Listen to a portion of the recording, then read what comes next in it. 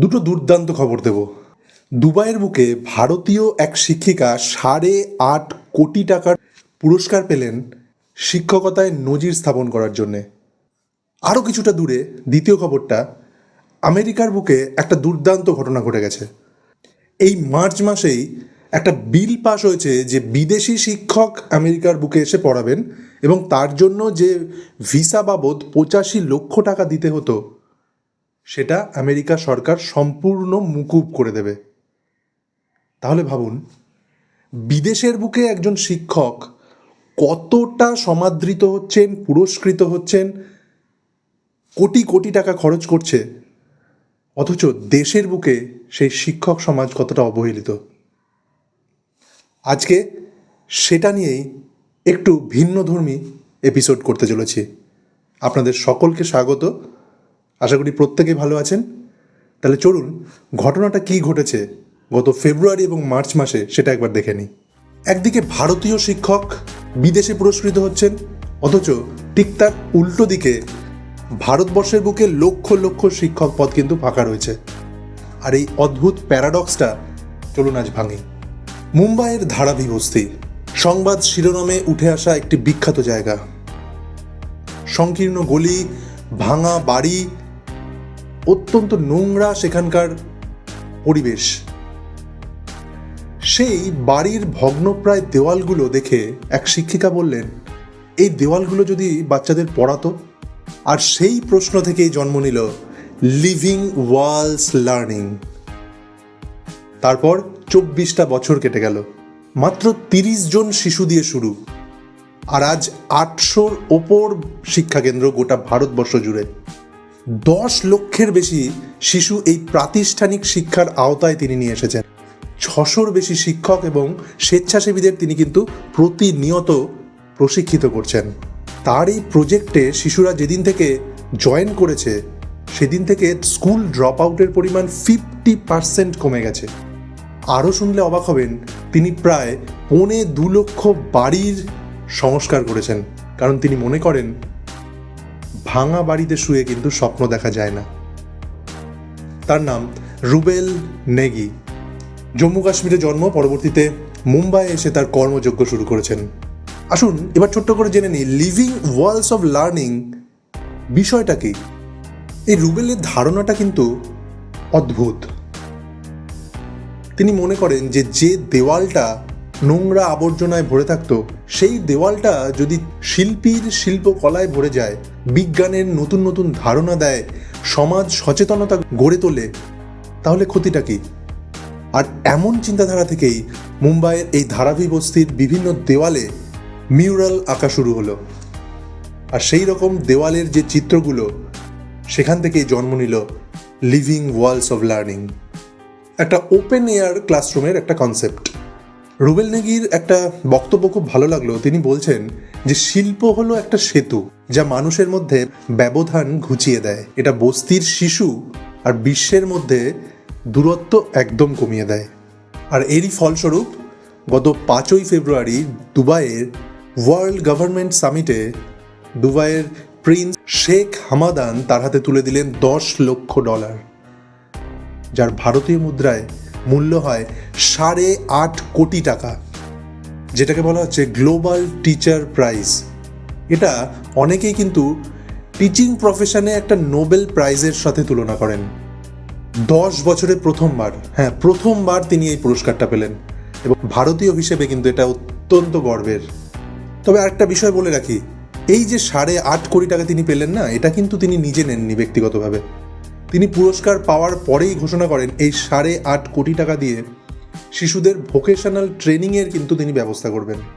এবার আসি দ্বিতীয় খবরটায়, সব থেকে ইন্টারেস্টিং খবর, যে আমেরিকা এই মুহূর্তে যুদ্ধের দামামা বাজিয়ে চলেছে গোটা বিশ্ব জুড়ে, সেই আমেরিকাতেই শিক্ষক সংকট। শুনতে অবাক লাগছে না? একদমই। তবে কারণটা কিন্তু সম্পূর্ণ আলাদা। খুব প্রেডিক্ট করছেন হয়তো অনেকে যে হয়তো আমাদের দেশের মতো ট্রেনিং সংক্রান্ত, এলিজিবিলিটি সংক্রান্ত, পরীক্ষায় দুর্নীতি সংক্রান্ত, একদমই নয়। সেখানকার সিচুয়েশনটা শুনলে আপনারা অবাক হয়ে যাবেন। সময়টা সেপ্টেম্বর 2025। ডোনাল্ড ট্রাম্প প্রথমবার H1B ভিসার যে ফিটা সেটা $2,000 থেকে $5,000 করে দিয়েছিলেন, আর যেটা বর্তমানে $1,00,000 করা হয়েছে, অর্থাৎ ভারতীয় টাকায় যেটা মোটামুটি 85 লক্ষ টাকা একজনের ভিসার জন্যে। আর এই H1B ভিসা, যেটার মাধ্যমে আমেরিকার যে স্কুলগুলো সেখানে যে শিক্ষক নিয়োগ, বিশেষ করে বিদেশি শিক্ষক নিয়োগ করা হয় এই H1B ভিসার মাধ্যমে। তাহলে এই ভিসার ফি যদি $1,00,000 হয়, তাহলে কোন শিক্ষক আমেরিকায় গিয়ে পড়াশোনা করাবেন, শিক্ষকতা করবেন? আর যেখানে যে দেশটাতে শিক্ষকের এতটা অভাব, পুরোপুরি প্রায় ম্যাক্সিমাম শিক্ষক কিন্তু বিদেশ থেকে গিয়ে সেই দেশে পড়াচ্ছে বর্তমানে। NEA এর বর্তমান একটি সার্ভে অনুসারে আমেরিকায় 500-র বেশি স্কুলে প্রায় 2,300 মতন বিদেশি শিক্ষক আমেরিকায় শিক্ষকতা করছে। আর এটা বলতেও গর্ব হচ্ছে যে এর মধ্যে অধিকাংশ শিক্ষক কিন্তু ভারতীয়, কিছু পরিমাণ ফিলিপাইন রয়েছে আর কিছু মেক্সিকান রয়েছে। আর এই বিপুল পরিমাণ ফি, $1,00,000 এর বিরুদ্ধে গর্জে ওঠেন মার্কিন সেনেটর লিসা মুরকোস্কি, এবং তিনি মার্চে একটি বিল নিয়ে আসেন যে শিক্ষকদের জন্য, বিশেষ করে বিদেশি শিক্ষকদের জন্য এই ফি সম্পূর্ণভাবে মুকুব করে দেওয়া হবে।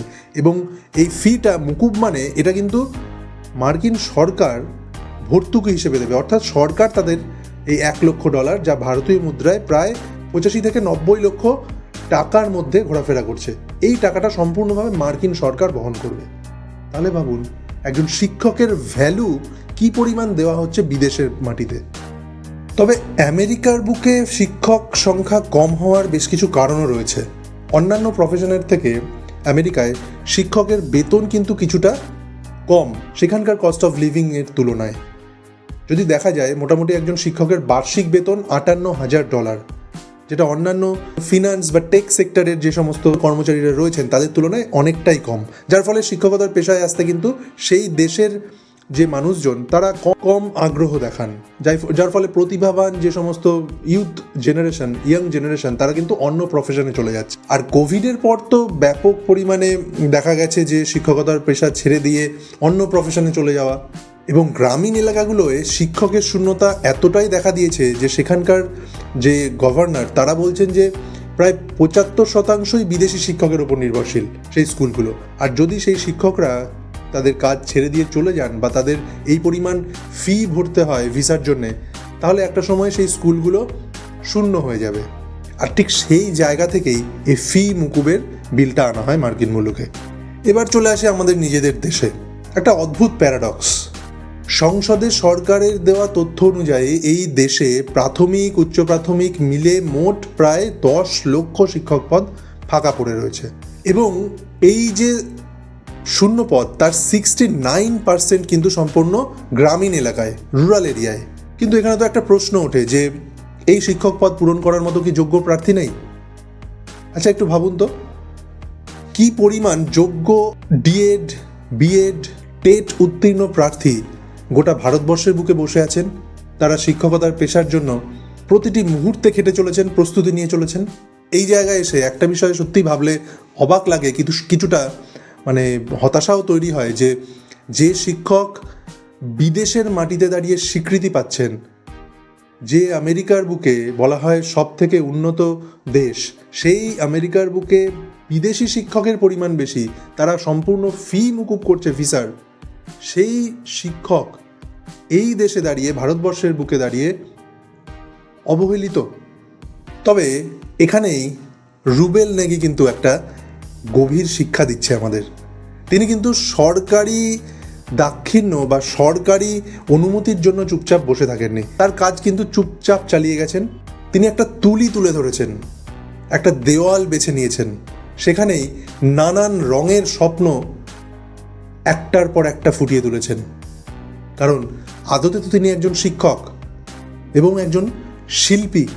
এটা কি আমাদের মতো শিক্ষকদের কাছে একটা বার্তা নয় যে সিস্টেম ব্যর্থ হলেও, সিস্টেম উৎসাহ না দিলেও একজন প্রকৃত শিক্ষক কিন্তু কখনো ব্যর্থ হয় না, যদি সেই শিক্ষকের ভেতরে সেই আগুনটা থাকে। তাহলে আসল সমস্যাটা কোথায়?